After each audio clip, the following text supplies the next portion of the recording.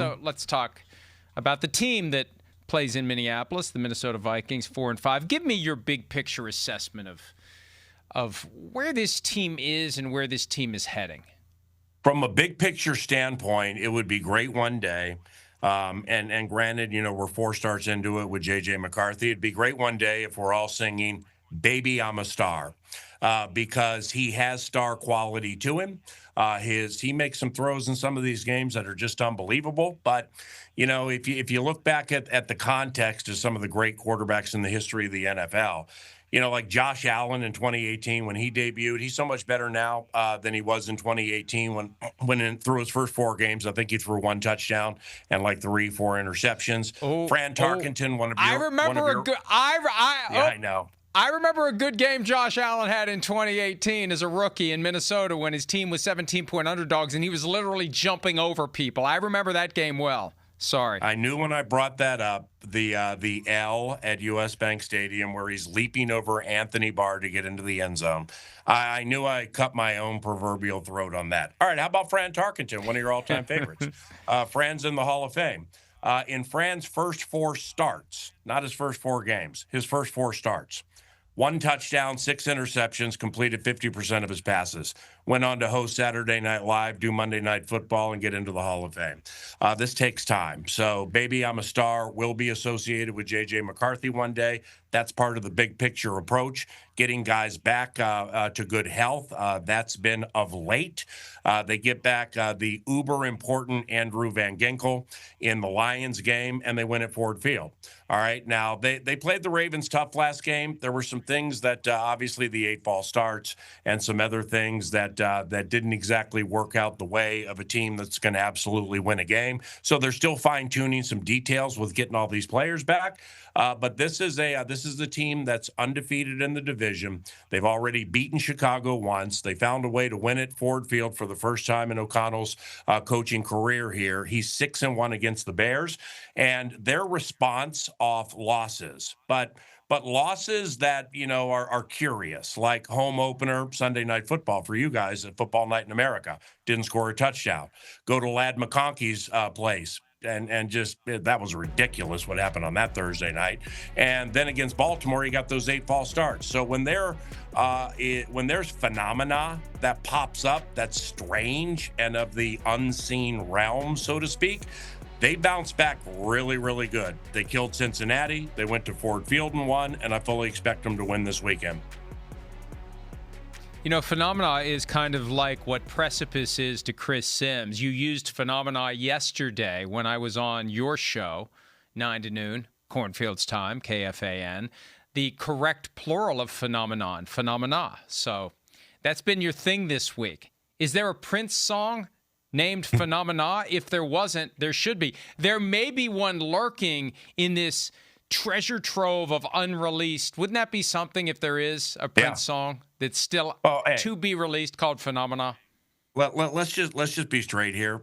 Prince Rogers Nelson is one of the greatest overall artists in the history of all music. He played every instrument on all of his albums. He sang basically almost every track on all the songs.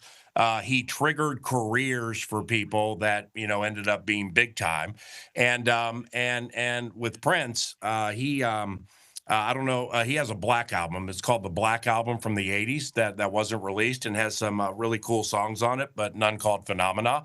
8 false starts is of the unseen realm, as the reading of, let's say, the Gridiron Gospel goes. The unseen realm would include 8 false starts in a game. The first time a home team has done that since 2009. Right. So that's abnormal. How does that happen? And when the Vikings have had abnormal moments, Michael, I'm telling you, they bounce back big. I saw some suggestion that maybe the Ravens were up to some sort of shenanigans. The Ravens disputed that. How do you get 8 false starts? Well, I have the privilege of having head coach Kevin O'Connell on my radio show every Thursday for about a half hour, 9 to noon, KFAN at 11 o'clock Cornfields. Brought that up with him. He said nothing to it, heard about it, thought about it, that they're so detailed within NFL facilities. I wouldn't be surprised if they got the TV copy, took out the play-by-play guy and the analyst, and just listened to the parabolic mic to see what was happening. So he said no, that that's really not a player in this thing. Boy, that's a great question. I mean, like when Justin Jefferson has only the second false start in his career, Justin's only had 9 penalties in his entire career. And Wow. he had a false start. And clearly, even though they haven't really detailed like JJ's cadence and people being in lockstep with it, that's all part of raising a kid quarterback, getting things squared away with the cadence and what's handled at the line. I'm not saying that's exactly it, but 8 is abnormal. And holy cow, it just worked on the last nerve of the head coach here. Is Justin Jefferson frustrated? And I say that because I spent a lot of time at the top of the show focusing on some recent words, both on a Twitch stream and at his press conference from A.J. Brown, and he's very open about his feelings. J.J. seems to be a guy who internalizes. Is Justin Jefferson, to your knowledge or estimation, frustrated currently?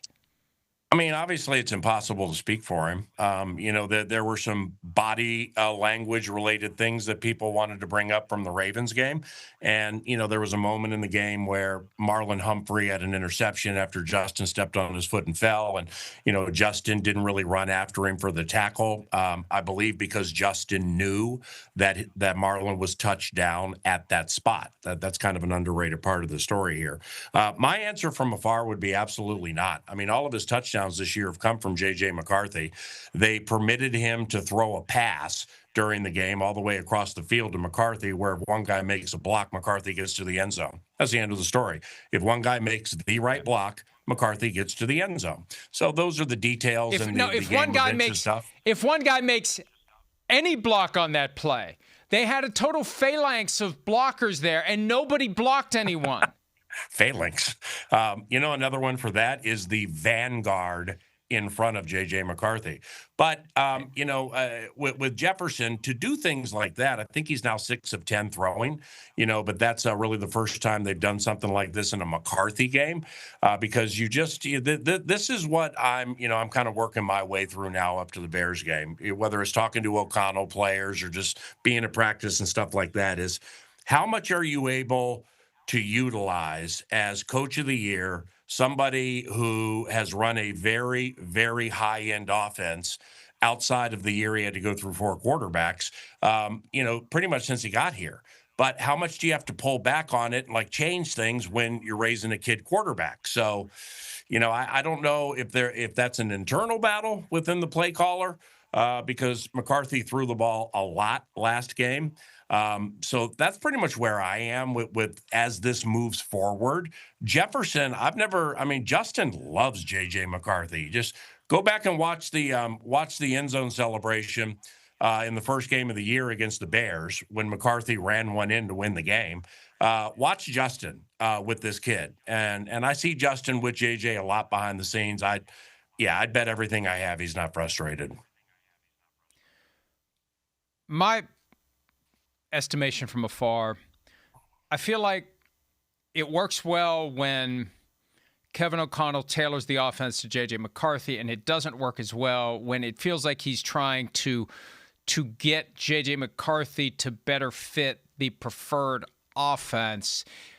Against the Lions, good mix of run and pass, and it worked. Against the Ravens, it just felt like it was skewing more toward the pass, not the same commitment to the run. I just think that for J.J. McCarthy to get the most out of his abilities, the running game can't be ignored and overlooked. And in the games where the running game has been a big part of the offense, things have gone better. Is that accurate, inaccurate, or incomplete?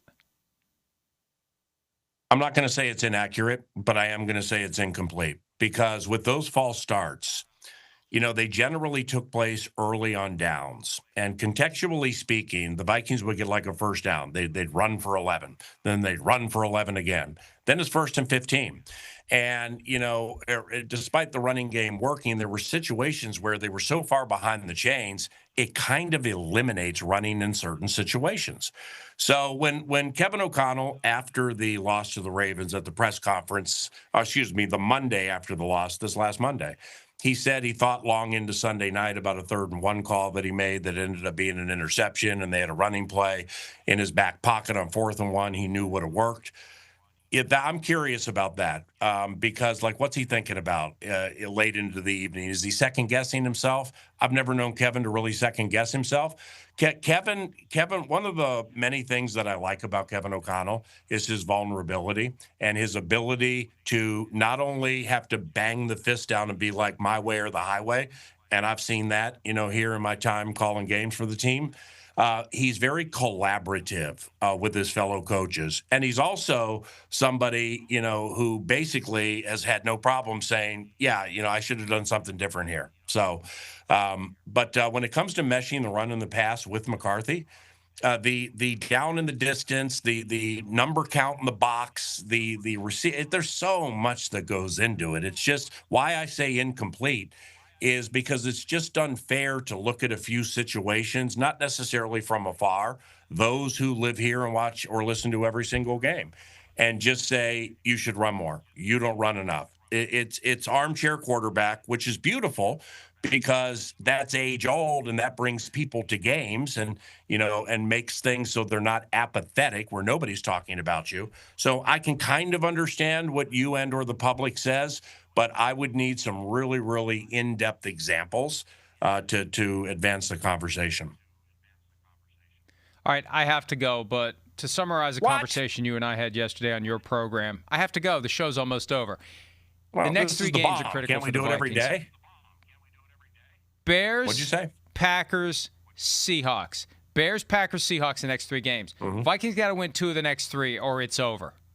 Right. Is that fair? I got to go, but is that fair, yes or no? Yeah, well. Got to win 2 of the next 3. The Seattle game, the Darnold game, that's. I think the Vikings will get the next 2. When they go to Seattle, it's going to be weird playing Darnold, how hot he is.